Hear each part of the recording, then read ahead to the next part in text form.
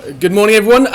First of all, thank you for coming down. Really appreciate you all coming down here and being a part of this. I'm Andy Shepherd, and I think you all know why we're all here today, and that is to announce the comeback of one of Britain's greatest ever boxers, the Haymaker, David Haye.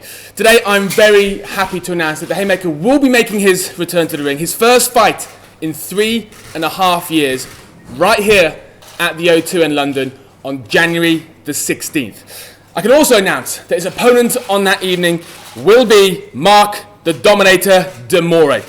Mark is a top 10 WBA ranked heavyweight who has 30 career wins, including 26 by stunning knockout, and is unbeaten since 2004. The Haymaker, as I'm sure you all know, is widely recognised as one of the best British boxers of his generation. Haye was the first British boxer to become the unified cruiserweight champion in 2008, winning the WBC, WBA, WBO, as well as the ring titles. He then moved up to heavyweight and won the WBA Heavyweight Championship of the World in 2009 after defeating Nikolai Valuev. The Haymaker is one of only 2 boxers to have unified the cruiserweight titles and won a heavyweight title. Also with us this morning we have Shane McGuigan, David's trainer, Mark de Mori's trainer. We have Simon and Andrew Salter of SB Entertainment, who are the promoters of this event, and we have Rebecca Kane-Burton down front here, who is the general manager of the O2. I'd like to pass over now to our promoters, Andrew and Simon. Thank you, Andy, and thank you everyone for coming today. Really excited actually that we're doing the press conference here. The event, of course, is going to be at the O2 Arena, which we believe, and I think most do as well, to be the finest and most exciting venue on the planet. Salter Brothers Entertainment, SB Entertainment, are really, really proud to be part of such an amazing moment like this, which we truly believe is a huge part of sports culture history. And we're excited to be presenting the bout and the event between David Haye, the Haymaker, and Mark Mori, the Dominator.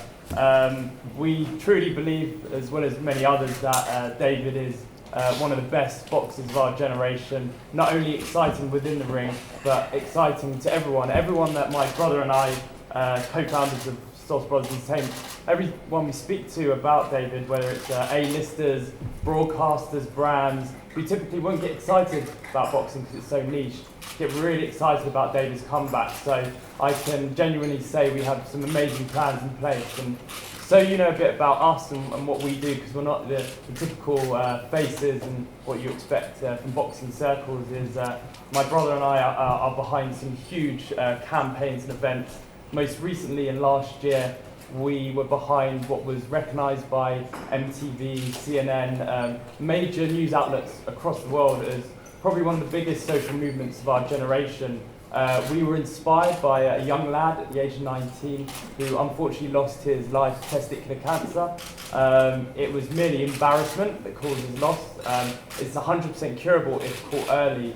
And we actually decided to do something a bit different, not what charities tend to do, and that was to generate awareness. And because of the way we work and the algorithms we create, as well as the partners we bring in place, everything from broadcasters, A-listers, utilising the power of YouTube, Facebook, Instagram, we can galvanise the spirit of nations in the world. This campaign reached 800 million people, and probably even more than that in 159 countries, and we believe our talents and what our company has to offer will only do greatness to boxing, and we're very excited to go on this journey with the Haymaker, and we're very excited about the event on the 16th of January at the O2 Arena.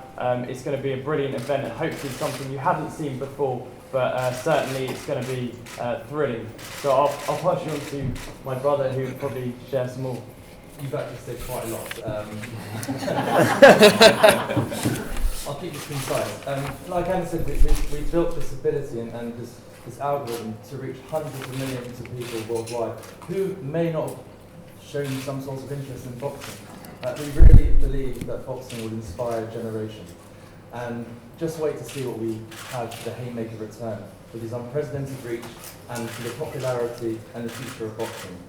And to kick off this event, we have the top 10 WBA, 13-1, 26 devastating, brutal knockouts, unbeaten in over a decade, This is Mark, the Dominator, the Mori. Ladies and gentlemen, this is going to be a spectacular event. And I think it's probably best now my brother's spoken as a disquisition, I pass back to Andy. The Salter Brothers. Well, I'm excited. So it's the Dominator versus the Haymaker. David, how's it feel to be back? It feels really good. From a physical standpoint, which I'm sure everybody's worried about, it's I'm firing on all cylinders. You know, I've teamed up with Shane McGuigan, who's brought a new lease of life into me. You know, I've done a lot of hard training over many years, 25 years to be precise. I've been in the gym working hard, and it got to a stage where I needed a change. I think it was a telltale sign with the injuries that I continue to get. There needs to be something needs to be adjusted. So since I've teamed up with Shane, things have gone, in my opinion, from strength to strength. Physically, timing wise, pushing weights, stamina, punch variety, punch volume, everything is gone through the roof. And I feel like a young fighter again. I'm 35 years old now, so I'm no spring chicken, but I feel like I did when I was 26, 27. I really feel like I really wound the clock back, and I'm feeling great, and I'm looking forward to getting in the ring and hearing the fans get excited again. It was interesting the way the Dominator came as my opponent. I did a random message to the fans to ask them who should be my next opponent, just to get a feel for what the fans wanted. And one of the first people to pipe up was Mark de Mori, saying, "Okay, I'll fight you." I think Tony Bellew and Martin Rogan and a couple other guys made some noise. But he piped up quick, and he was giving it large. I checked out his record. I was like, okay, he ranked in the top 10. Okay, you got a lot of knockouts. I looked for his record. I didn't see anyone there of any real significance, in my opinion. But he hasn't had his shot yet. But we'll see on January 16th. Whether the Dominator can dominate the Haymaker. I very much doubt that. I've been out of the ring for 3.5 years, so there may be some question marks. Maybe he's going to get some confidence from the fact that I've been inactive for so long. But there have been greats. Most of my idols, Muhammad Ali had 3.5 years out. He lost his comeback fight, but he was fighting Joe Frazier. I don't believe this guy's in Joe Frazier's league. Vitaly Klitschko, for instance, he was out for 4 years. The great George Foreman out for 10 years. All these guys came back not only for greatness, but they regained the heavyweight championship of the world, and that's exactly my intention. We've got some big, great fights out there for the British and world public. You've got the young Anthony Joshua fighting Dylan White in this very arena, the O2. That's going to be a humdinger of a fight. Very excited for that. Sell out crowd. That shows you the healthiness of boxing in this in these times. You've got Frampton and Quigg going to go at it in February. I'm going January. It's just on the same night I fight, Deontay Wilder's defending his WBC heavyweight title. That's another exciting fighter. So, in my opinion, boxing's in a really healthy, a real place. And obviously, you've got the big fight, the weekend with the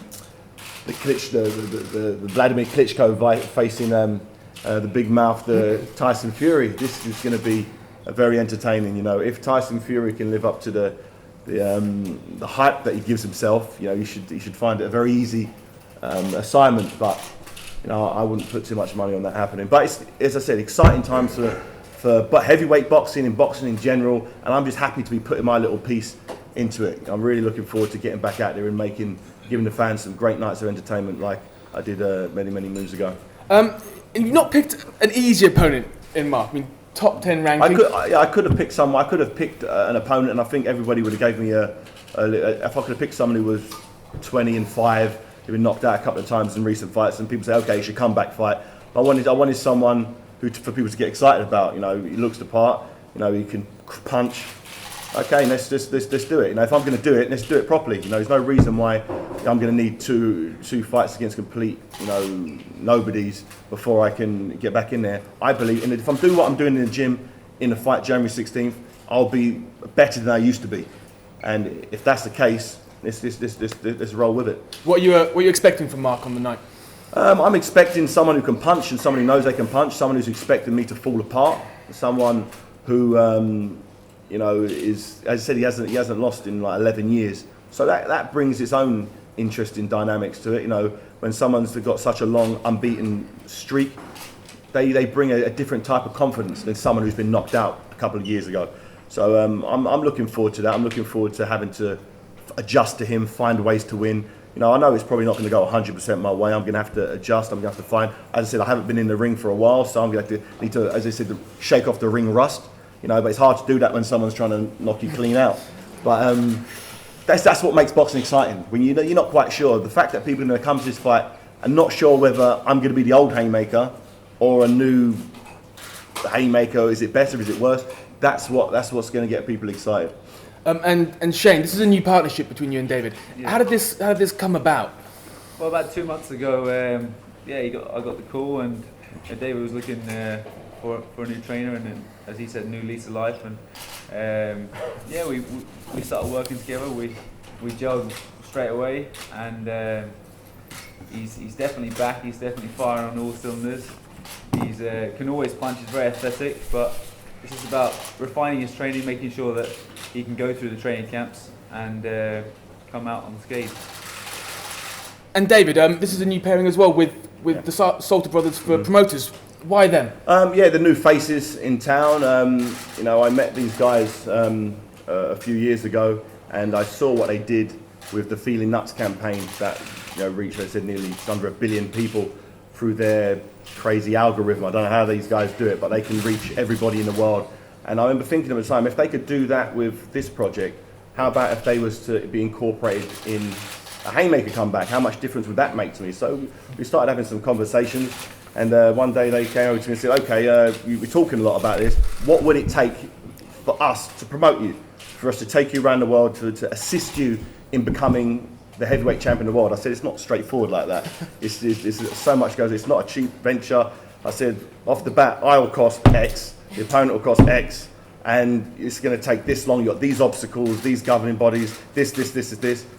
They said they didn't flinch, and, you know, I'd say 2 months later, after bouncing back with lawyers and whatnot, I signed on the dotted line, and now I'm working, you know, exclusive with these guys, and you know, they're very modest, these guys, but believe me, these guys are the real deal, and I'm very confident with these guys behind me, with their backing.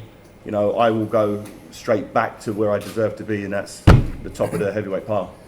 And Mark, the Dominator Mori, I mean, it's some record you hold, undefeated in over a decade, 26 knockouts. You've got punching power, it's obvious. What are you expecting from this fight with the Haymaker?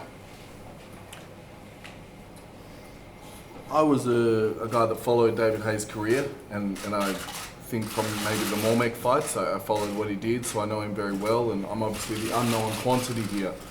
And I know what to expect. It's a guy that's very athletic, he's very agile, he's very powerful.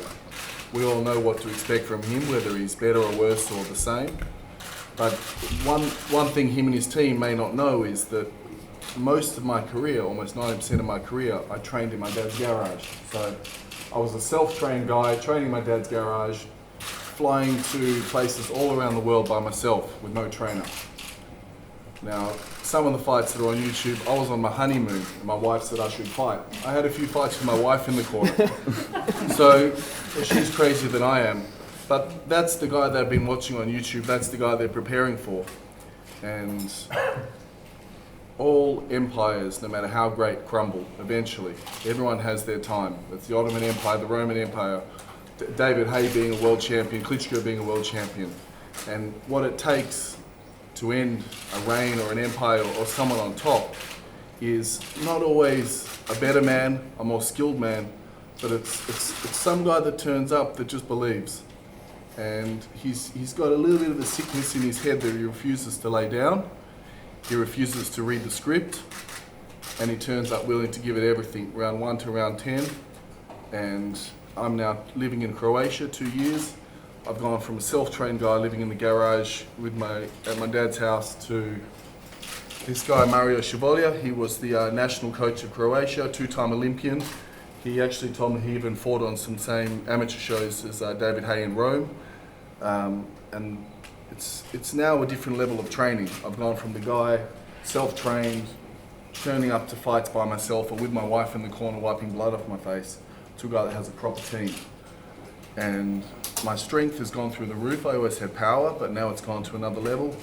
My technique, my stamina, I've got a good record, and as people will know, I haven't fought guys like David Haye. I haven't been at the top, and it's been frustrating, but maybe it's been a blessing that it's finally happening at this point in my life. I'm 33, many sports they might say, that's a little bit old, but at heavyweight boxing, 30s is your prime.